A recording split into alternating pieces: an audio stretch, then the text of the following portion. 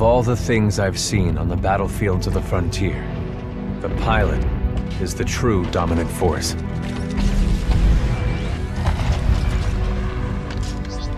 Fast and agile. Graceful, yet devastating. Perceptive, resourceful, and relentless. A pilot sees the world differently. Sheer walls become flanking routes. Pilots fight differently. Experienced in deception and maneuver, even overwhelming odds shift in their favor. But what truly separates the pilot from all the grunts and machines of the battlefield is the bond between a pilot and a Titan.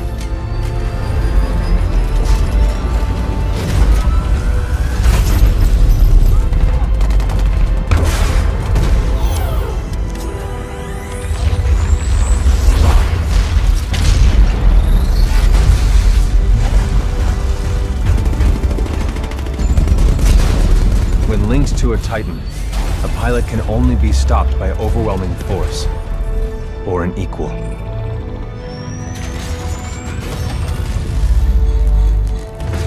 What's going on, you guys? Gaming Addict here, coming at you with another Addict review. What are we reviewing today? Titanfall 2. So Respawn's at it again with another game. Pretty much their only game. They've only made Titanfalls, but that's neither here or there. They have. So what are they bringing us today? They're bringing us Titanfall 2, their hit sequel to their 2014 game. First off, I want to say before I get into this is I'm a huge fan of the Titanfall series. So I'm a little biased when it comes to hating on Titanfall. I think a lot of people do it just to do it, and it's not necessarily anything wrong with the game. But anyway, with that in mind, on to the review. Graphics. As much as I hate to say this again, because I don't believe that this is a huge issue like everyone else in the gaming industry seems to believe, is graphics. And when it comes to like a 1 to 2 standpoint, one would think that the second one would be way more graphically demanding than the first one. There's really no comparison.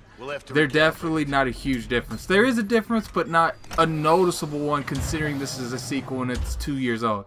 I do want to point out that the single player of this game is definitely impressive and has some gorgeous scenes, gorgeous scenarios.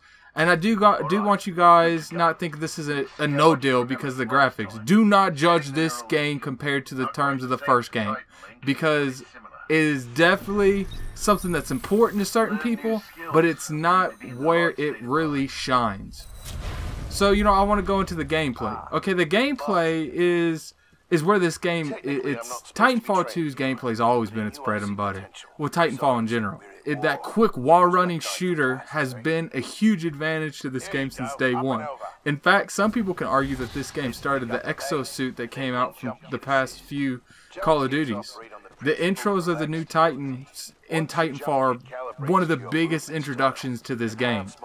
And it changes the gameplay drastically. Now, what the changes are is there used to be a Strider, an Atlas, and an Ogre. Those were your three Titans. The one with the 3 dashes, the one with the 2 dashes, and the one with the 1 dash. They've completely scrapped that system. It's still there, but instead Stratos's and the Stratos, the Ogre, and the Atlas have subcategories amongst themselves. Like you got Scorch, that's an Ogre.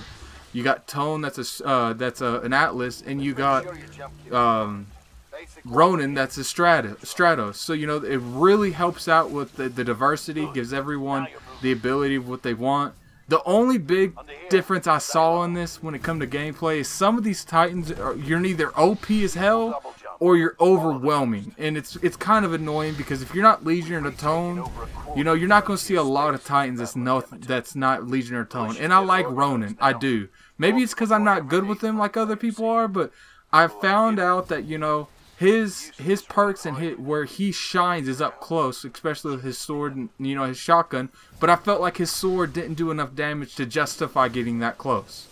So with that in mind, I'm gonna give the gameplay a 9 out of 10. And I didn't say it, but I gave the graphics a 7 out of 10.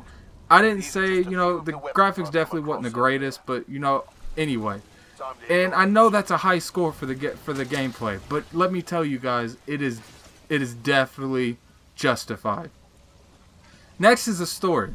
The story in this game, without really ruining anything, I'll tell you a brief summary, is taking the place of a standard rifleman in the militia and is being secretly trained to be a pilot. First thing I want to say is this was went way above my expectations. I think we all agree that when we thought of Titanfall having a story, we did not expect a story this fluent, a story this well thought of, and it has all of these.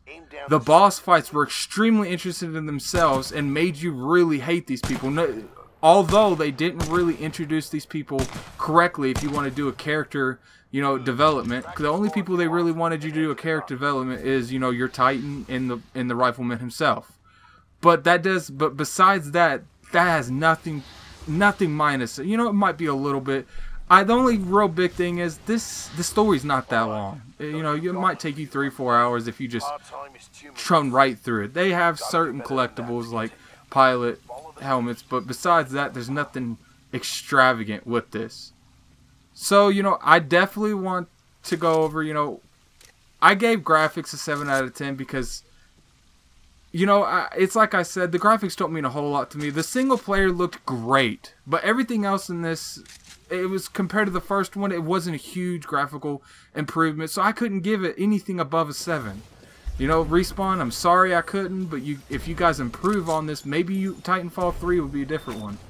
I gave gameplay 9 out of 10 because, you know, they didn't get rid of that core aspect of Titanfall. That Titanfall that you really enjoyed, that wall running, that quick, fast pace.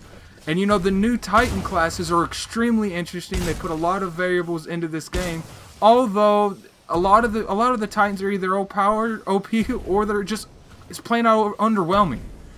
And, you know, I'll have some gameplay of, like, you know, all the Titans going on in the background, but it is extremely annoying when you're Ronin and you're running up to, you know, especially because Ronin has long, you know, he might be momentum, but one would think a sword would do a lot more damage than it does. And I gave the story a 9 out of 10 because it's something new. We haven't really came across a story like this in a while. It's a very interesting world. You feel like when you're playing this that, you know, you're exploring this area just as much as the player you're playing it as. And, you know, the character development between the Titan and the pilot is extremely well done, and it really gets you thinking about these characters. Although I didn't like the short story of it, because it was a very short story.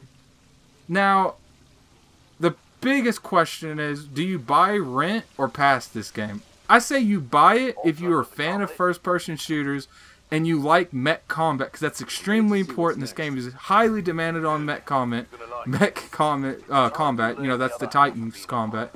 And you're a fan of the first one. You know, if you're a fan of the first one, this is definitely a buy.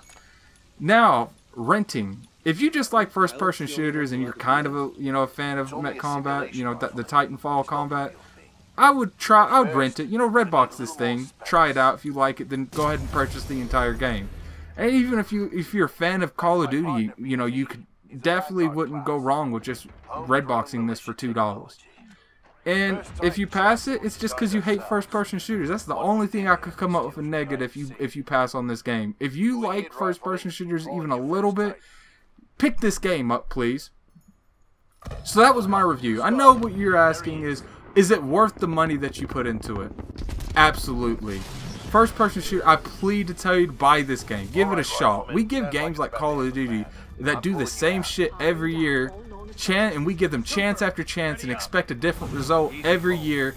And we need to break that trend. We need to start giving these other first-person shooters the chance to shine, to take that shine away from Call of Duty, to make Call of Duty try to step up and do something different. My fellow gamers, this is the next Call of Duty. And are you going to pass it up, or are you going to let them sink because you didn't want to support their title? This is Gaming Addict. Thank you for watching Addict Review.